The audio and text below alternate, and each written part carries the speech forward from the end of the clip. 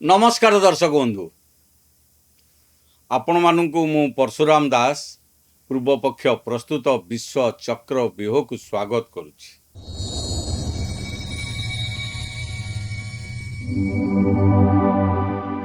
दर्शक बंधु आज आमे आलोचना करिबा पश्चिम बंगर राजनीति, बांग्लादेशर प्रतिक्रिया एवं भारतर आगामी राजनीतिक समीकरण को नहीं एक बड़ राजनैतिक चक्रांत। बीजेपी नेता शुभेन्दु अधिकारी ना कहीं बांग्लादेशर राज रास्तार शुणा जाउछि, कहीं प्रधानमंत्री नरेंद्र मोदी विरोध में बांग्लादेश रे उग्र प्रदर्शन होउछि। ओडिशा पई आगामी दिन रे की विपद रही, यह केवल राजनीति ना या पछरे रही आंतर्जातिक रणनीति।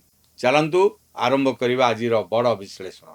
पश्चिम बंगरे निर्वाचन आसिले धर्म, सीमा, अनुप्रवेश, एनआरसी, सीएए एवं बांग्लादेश यही सबू शब्द हठात राजनीतिर केन्द्रबिंदु हो जाए। एबे पुणी सेही चित्र देखा जाउछि। किछि दिन धरी सोशल मीडिया रे एकाधिक वीडियो भाइराल हेउछि, जेउथिरे बांग्लादेश रे केतेक लोक भारत विरोधी भाषण देउछन। केउंठी मोदी को ना तो केउंठी शुभेन्दु अधिकारी को ना रे सेमाने गाली मंद करुछंती। या परे राजनीतिक चर्चा आहुरी बेसी तीव्र हो जाइछि।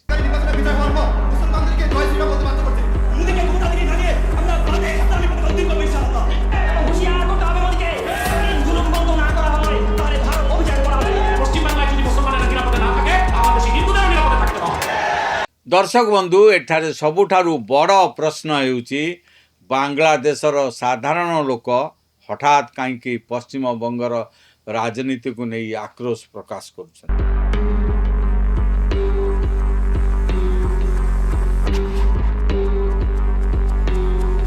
यह कौन सतरे साधारण लोकों रोष ना या पछरे रही एक सुनियोजित राजनैतिक वार्ता।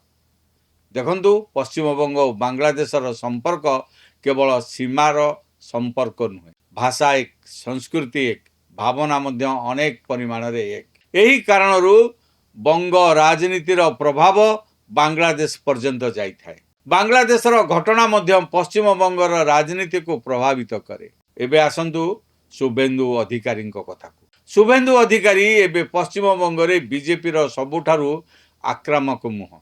तृणमूल कांग्रेस विरोध में सबुठारु बड़ राजनैतिक आक्रमण से ही करुछन। विशेषकर अनुप्रवेश और बांग्लादेशी प्रसंग रे से लगातार कठोर मत रखुछंती। याकु नै बांग्लादेशर किछि गोष्ठी मध्य रे असंतोष देखा जाउछि। किंतु एठी आउ एक राजनीतिक पक्ष मध्य रहिछि। बीजेपी जानिछि पश्चिम बंगरे सीमा सुरक्षा एवं अनुप्रवेश प्रसंग उठाइले हिंदू भोटर मध्य रे एक भयर परिवेश सृष्टि हुए।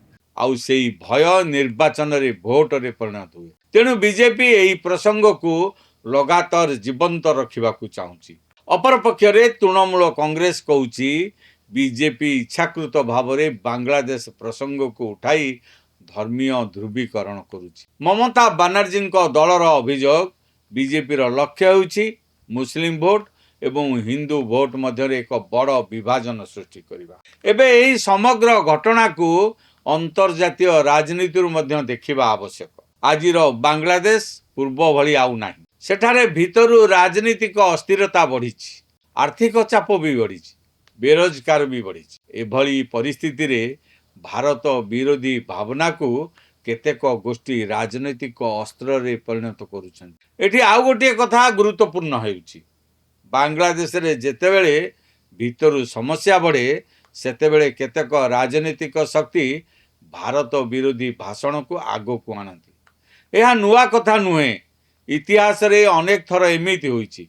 किंतु प्रश्न हेउछि यार प्रभाव भारत रे केमिति पड़िबो। प्रथम प्रभाव पश्चिम बंग रे पड़िबो, कारण बीजेपी एबे एही वीडियो प्रदर्शन को निजर राजनीतिक नैरेटिव पई व्यवहार करि पारे। सेमाने कहि पारंती देखंतु आमे जहा कहूतलु ताहा ही सत्य। बांग्लादेश रे भारत विरोधी मनोभाव बढ़ुछि। एही मेसेज सीधा सड़क भाव रे सीमार भोटर मानक प्रभावित करि पारे। द्वितीय पक्षरे तृणमूल कहब ବିଜେପି ଭୟର ବାତାବରଣ ସୃଷ୍ଟି କରୁଛି। ସେମାନେ ନିଜକୁ ଧର୍ମନିରପେକ୍ଷ ଶକ୍ତି ଭାବରେ ପ୍ରଦର୍ଶନ କରିବେ। ଏଠାରେ ରହିଛି ଅସଲ ରାଜନୀତି। ଏହି ଘଟଣା ଦୁଇଟି ଅଲଗା ନ୍ୟାରେଟିଭ୍। ଦୁଇଟି ଦଳ ନିଜ ନିଜ ଭୋଟ ବ୍ୟାଙ୍କକୁ ମଜବୁତ କରିବାକୁ ଚେଷ୍ଟା କରିବେ।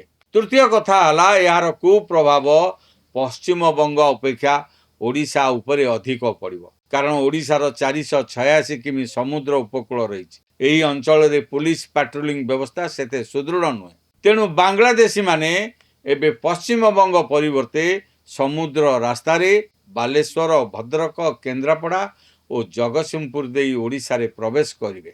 ବର୍ତ୍ତମାନ ପଶ୍ଚିମବଙ୍ଗରେ ବ୍ୟାପକ ଧରପଗଡ଼ ହେଉଥିବାରୁ ବାଂଲାଦେଶୀ ଅନୁପ୍ରବେଶକାରୀମାନେ ଓଡ଼ିଶାକୁ ସ୍ଥଳ ପଥରେ ପଶି ଆସିବାର ଭୟ ରହିଛି। ତେଣୁ ରାଜ୍ୟ ସରକାର ଏବେଠାରୁ ସତର୍କ ହେବାର ଆବଶ୍ୟକତା ରହିଛି। ଏଠି ଆଉ ଏକ ଚିନ୍ତାଜନକ ପକ୍ଷ ମଧ୍ୟ ରହିଛି।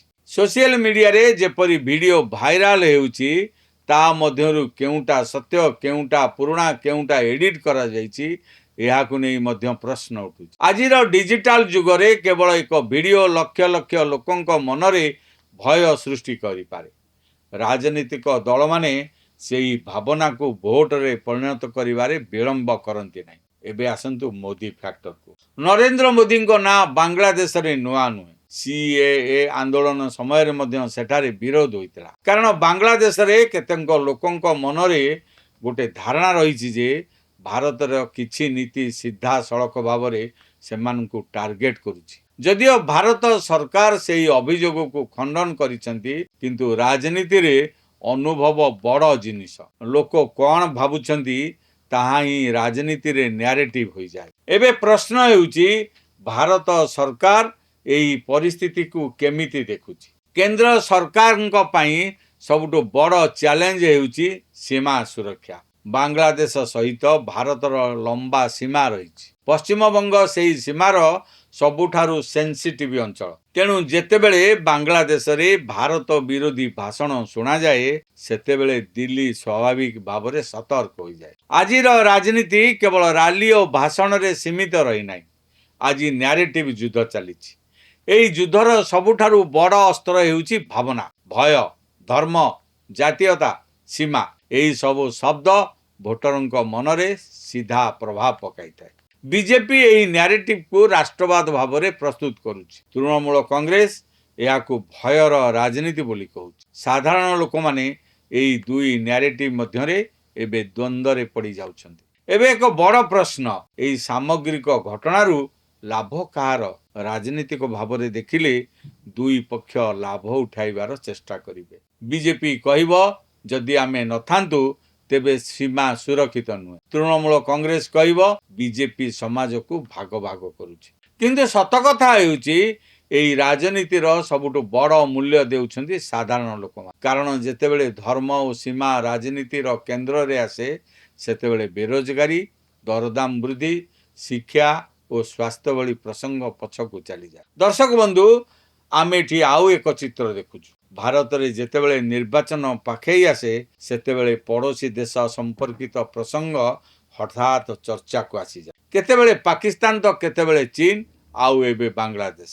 ଏହା ଭୋଟରଙ୍କ ମନରେ ଏକ ଜାତୀୟତାବାଦୀ ଭାବନା ସୃଷ୍ଟି କରେ। ରାଜନୈତିକ ଦଳମାନେ ଜାଣନ୍ତି ଭାବନାର ରାଜନୀତି ବହୁତ ଶକ୍ତିଶାଳୀ। ଏବେ ଆସନ୍ତୁ ଭବିଷ୍ୟତ ଉପରେ ନଜର ପକାଇବା। ଆଗାମୀ ଦିନରେ ପଶ୍ଚିମବଙ୍ଗରେ ଏହି ପ୍ରସଙ୍ଗ ଆହୁରି ବଡ଼ ପ୍ରସଙ୍ଗ ହୋଇପାରେ। ସୀମା ସୁରକ୍ଷା, ଅନୁପ୍ରବେଶ, ଏନ୍ଆର୍ସି, ସିଏଏ ପୁଣି ଚର୍ଚ୍ଚାକୁ ଆସିପାରେ। ବିଶେଷ କରି ଯଦି ବାଂଲାଦେଶରେ ରାଜନୈତିକ ଅସ୍ଥିରତା ବଢ଼େ, ତେବେ ତାହାର ପ୍ରଭାବ ସିଧାସଳଖ ଭାବରେ ପଶ୍ଚିମବଙ୍ଗର ରାଜନୀତିରେ ପଡ଼ିବ। ଏଠାରେ ବିଜେପିର ରଣନୀତି ମଧ୍ୟ ଥାଇପାରେ। ସେମାନେ ଚାହୁଁଛନ୍ତି ନିର୍ବାଚନକୁ ଜାତୀୟ ସୁରକ୍ଷା ଓ ସୀମା ସୁରକ୍ଷା ପ୍ରସଙ୍ଗରେ ନେଇଯିବା, ଯେଉଁଠାରେ ତୃଣମୂଳ କଂଗ୍ରେସ ଚାହୁଁଛି ନିର୍ବାଚନ ବଙ୍ଗାଳୀ ଅସ୍ମିତା ଓ ଧର୍ମ ନିରପେକ୍ଷତା ଉପରେ ହେଉ। ଦର୍ଶକ ବନ୍ଧୁ, ଆଜିର ସବୁଠାରୁ ବଡ଼ ପ୍ରଶ୍ନ ହେଉଛି, ଲୋକମାନେ କାହାର ନ୍ୟାରେଟିଭ୍କୁ ବିଶ୍ୱାସ କରିବେ? ବିଜେପିର ରାଷ୍ଟ୍ରବାଦ ନା ତୃଣମୂଳ କଂଗ୍ରେସର ଧର୍ମ ନିରପେକ୍ଷତା?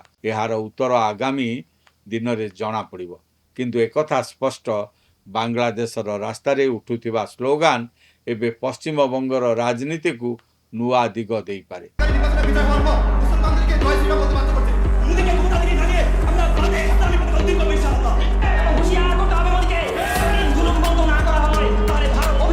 ତେବେ ଦର୍ଶକ ବନ୍ଧୁ ଆପଣମାନଙ୍କର ମତାମତ କ'ଣ? ଏହା ସତରେ ଭାରତ ବିରୋଧୀ ଭାବନା ନା ଏହା ନିର୍ବାଚନ ପୂର୍ବରୁ ଗଢ଼ା ଯାଉଥିବା ଏକ ନୂଆ ପଲିଟିକାଲ ନ୍ୟାରେଟିଭ୍? କମେଣ୍ଟ କରି ନିଶ୍ଚୟ ଜଣାନ୍ତୁ।